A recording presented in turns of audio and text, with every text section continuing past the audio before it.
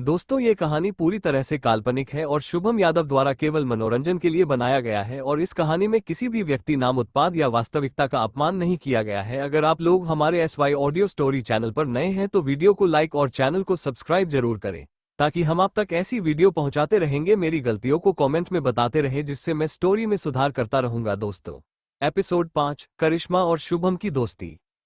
तारांकन तभी पूजा की कॉल आई हुई थी। करिश्मा बोली, क्या बात है? पूजा घबराई हुई सी बोली, वो लड़का तो इसी रास्ते से ही आ रहा है। करिश्मा की पैर तले जमीन खिसक गई थी।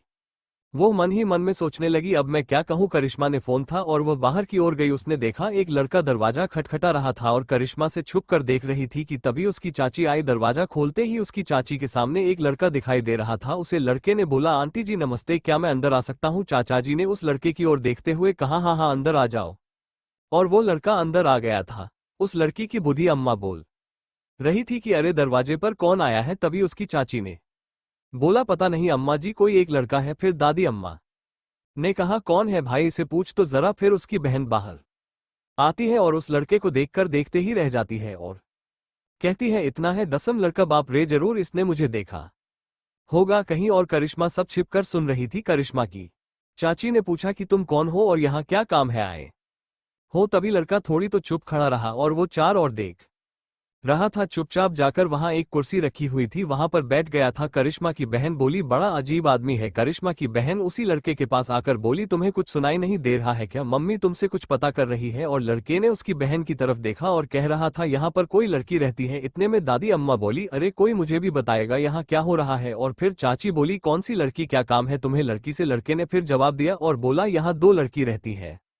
चाची बोली, हाँ दो लड़की है और एक तो तुम्हारे सामने खड़ी है। लड़के ने फिर पालट कर जवाब दिया, नहीं नहीं, ये नहीं है, वे दोनों लड़की जो बार में थी और उनमें से एक लड़की ने डांस किया था। ये सुनते ही चाची के पैर तले जमीन खिसक गई थी और बोली, डांस? नहीं नहीं, ये क्या बोल रहे हो तुम? लड़का फिर से बोला और कहा, मैं सच बोल रहा हूँ। कहाँ है वो दोनों लड़की? और फिर करिश्मा की बहन बोली और कहा, दोनों वही तो नहीं है मम्मी? करिश्मा की बहाने लड़के से पूछा, क्या एक लड़की के पैर पर चोट लगी थी? लड़का समझ गया और बोला, हाँ हाँ वही लड़की। फिर क्या था? चाची ने लड़के से कहा, तुम्हें क्या काम है उनसे? लड़के ने जवाब देते हुए बोला, उनमें से एक लड़की को मैं बहुत प्यार करता हूँ और उसे मैं ढूंढ रहा था। तभी मेरे एक दोस्त ने कहा, जिस लड़की तो तुम ढूंढ रहे थे वह तो एक डांसर निकली, पर मुझे यकीन नहीं हो रहा था। मैंने उनको जाकर देखा जहाँ वह डांस कर रही थी, पर यह सच था। एक बार तो मैंने सोचा था कि उसी लड़की से ही पूछ लूं, पर मैं चुपचाप खड़ा सब देख रहा था और तभी वो लड़की वहां आई और डांस करने लगी थी। मैं वहां खड़ा सब देख रहा था, तभी फिर किसी ने गोली चला दी थी और वे वहां से भाग निकली थी। चाची ने कहा, ठीक है बेटा, अब वह यहाँ नहीं है, जब घर पर आएंगी पर तुम्हें यहाँ से अब जाना पड़ेगा, नहीं तो इसके पापा जी यहाँ आ गए तो बहुत कुछ हो जाएगा। इतना सुनकर लड़का वहां से चला गया था। लड़के के जाते ही चाची जी चिल्लाई और बोली, कहाँ हो कल मुही, कहाँ मुंह काला करके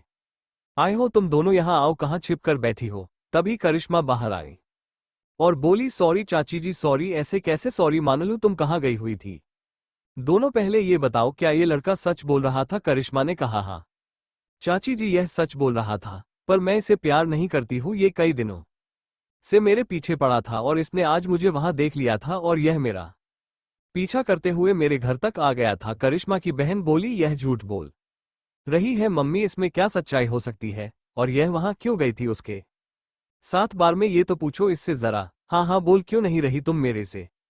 करिश्मा डरती हुई कही, चाची जी मैं तो बस पूजा की मदद करना चाहती थी, मुझे नहीं पता था कि यह सब हो जाएगा वहां पर जाने से। दादी अम्मा ने कहा, इसके अलावा ये बेचारी क्या कर सकती थी? इसने तो जो ठीक लगा वही कर दिया था। अब इस बेचारी तुम दोनों क्यों परेशान कर रही हो? चाची बोली, हम इसे परेशान नहीं कर रहे हैं, हम तो इसे समझा रहे हैं। दादी करिश्मा की बहन ने कहा, रात बहुत हो चुकी थी। दादी अम्मा ने कहा, चलो अब सब खाना खा लो और सो जाओ, सुबह बात करेंगे। इतना कहते ही सर अपने अपने रूम में चले गए थे और वहां पूजा परेशान थी, यह कहीं करिश्मा को डांट ना पड़े, इसलिए पूजा पूरी रात सोचती रही थी कि अब वो करिश्मा के साथ क्या करेंगे। ये सोचते सोचते हुए सो गई थी और फिर देखा तो करिश्मा की चाची और बहन दोनों दरवाजे पर खड़ी थी। उन्हें देखकर पूजा के से होश उड़ गए थे। वह बोली, चाचा जी अंदर आ जाओ। वे दोनों अंदर की और गई। करिश्मा की चाची ने पूजा से कहा, वह लड़का कौन था जो तुम्हें बार बार पूछ रहा था? पूजा घबराई हुई सी बोली, ली चाची, वह करिश्मा से बहुत प्यार करता है और उसको ढूंढते घर का पता लगा लिया था और वह उससे शादी करना चाहता है, पर करिश्मा उसे से नहीं जानती। एपिसोड 6, शादी और प्यार। दोस्तों, करिश्मा ने कहा, मैं उस लड़के को मिलना चाहती हूँ। चाची बोली, नहीं रहने दो, अगर तुम उसे मिलेगी तो वह तुम्हारी बहन से शादी नहीं करेगा और तेरी बहन उसे से प्यार करने लगी है, वह उसके साथ शादी करना चाहती है और हम उस लड़के को घर पर बुला रहे हैं, पर तुम अंदर ही रहना, बाहर बिल्कुल नहीं आ जाना। करिश्मा के घर वालों ने लड़के को घर पर बुलाया गया था और लड़का घर आते ही कहने लगा था, वो लड़की कहाँ है जो तुम बोल रहे थे कि तुमसे मिलना चाहती थी। इतना कहते ही उसकी बहन बोली कि मैं तुमसे बहुत प्यार करने लगी हूँ। लड़के ने पलटकर जवाब देते हुए कहा, नहीं नहीं, मैं तो सिर्फ उस लड़की से ही प्यार करता हूँ जो कि रेस्टोरेंट में मिली थी। करिश्मा की चाची आई और बोली, अगर तुम उस लड़की से मिलना चाहते हो तो तुम्हें इससे शादी करनी पड़ेगी, नहीं तो वह तुम्हें नहीं मिल सकती है। ये कैसे हो सकता है? लड़के ने जवाब दिया, नहीं, यह मैं नहीं करूंगा। करिश्मा की चाची बोली, ठीक है, वो तुम्हें कभी नहीं मिल सकती है, अगर तुम इसे शादी करोगे तो तुम बहुत खुश रहोगे। फिर लड़का बोला, मैं तो इसे प्यार नहीं करता, फिर शादी कैसे करूंगा? फिर करिश्मा की बहन बोली कि मैं तुमसे बेहद प्यार करने लगी हूं। करिश्मा की बहन बोली, अगर तुम उस लड़की को पाना चाहते हो तो मुझसे शादी करनी पड़ेगी। लड़के ने जवाब दिया, मैं ये शादी करने के लिए तैयार हूं, पर मैं शादी उस लड़की से भी करूंगा। करिश्मा की बहन बोली, यह कैसे हो सकता है? ये नामुमकिन है। लड़के ने जवाब दिया, तुम्हारी भी यही शर्त थी तो मेरी भी यही है, उसे लड़की के साथ भी मैंने शादी करनी है और तुम्हारे साथ भी। करिश्मा की चाची बोली, बेटा ये तुम कैसे कर सकते हो? लड़के ने जवाब देते हुए कहा, अगर इससे मैं शादी करूंगा तो उसके साथ भी शादी करनी पड़ेगी तभी। करिश्मा की बहन बोली, ठीक है, तुम्हारी शर्त मंजूर है मुझे। लड़का बोला, अब तो बता दो कहाँ है वह लड़की? चाची ने कहा, इतनी क्या जल्दी है, पहले इसे शादी हो जाने दे। लड़का बोला, अगर शादी होगी तो दोनों के एक साथ ही होगी। लड़का दोनों के साथ शादी करने के लिए तैयार हो गया था। तभी करिश्मा बाहर आए और बोली, यह कैसे हो सकता है? मैं इस लड़के से शादी नहीं करूंगी। तभी लड़की की चाची बोली, शादी तो तुम्हें करनी पड़ेगी। करिश्मा बोली, मर जाऊंगी पर मैं शादी नहीं कर सकती। करिश्मा की चाची ने कहा, ठीक है, मैं तुम्हारी माँ से सब बातें बता देती हूँ। करिश्मा ने अपनी चाची से कहा, रुको, मैं शादी के लिए तैयार हूँ। लड़के ने दोनों के साथ शादी कर ली थी, अब दोनों अपने ससुराल चली गई थी। लड़का करिश्मा की बहन से बिल्कुल नहीं बोलता था। वो हर पल करिश्मा के बारे में सोचता रहता था कि कब मुझे मिले और मुझे प्यार करने लगे, पर करिश्मा उस लड़के को देखती भी नहीं थी एक पल के लिए भी, क्योंकि उसे लगता था कि वह मेरे बहन का पति है। उसे लगता था कि थोड़े दिन बाद यह मुझे छोड़ देगा, पर ऐसा नहीं हो रहा था। कुछ दिन ऐसे ही बीतते रहे और धीरे धीरे एक दूसरे से बातें करने लगे थे। फिर एक दिन वह दोनों कहीं जा रहे थे। रास्ते में जाते जाते अचानक एक गाड़ी बहुत स्पीड में आ रही थी और देखते ही देखते अचानक उनकी गाड़ी से टकरा गई थी और गाड़ी टकराते ही वो दोनों एक खाई में गिर गए थे और दोनों बेहोश हो चुके थे। उनके आसपास कोई नहीं था। एक रात वह में जंगल में ही पड़े रहे। फिर सुबह हुई थी तो वहां से 2-4 आदमी निकल रहे थे। उन्होंने देखा कोई यहाँ पर पड़ा है। उन्होंने उन दोनों को उठाया और अपने घर पर ले गए थे। उन दोनों को होश नहीं आ रहा था। वे लोग बहुत परेशान थे कि न जाने कौन लोग हैं, कैसे इनका पता किया जा सकता था। और गाड़ी टूट के बिखर चुकी थी। गाड़ी का कुछ आता पता नहीं था। और वहां पर नीरज के ससुराल वाले बहुत परेशान थे कि न जाने कहां चले गए दोनों। और करिश्मा की बहन बोले जा रही थी कि पता नहीं कहां ले गई उसे मेरी सौतन, कहीं कि हमारा पीछा भी नहीं छोड़ती है, न जाने कहां होंगे वह दोनों। बस यही बात बोले जा रही थी बार बार और बुरी तरह हाथों को मसले जा रही थी बेचैनी के साथ।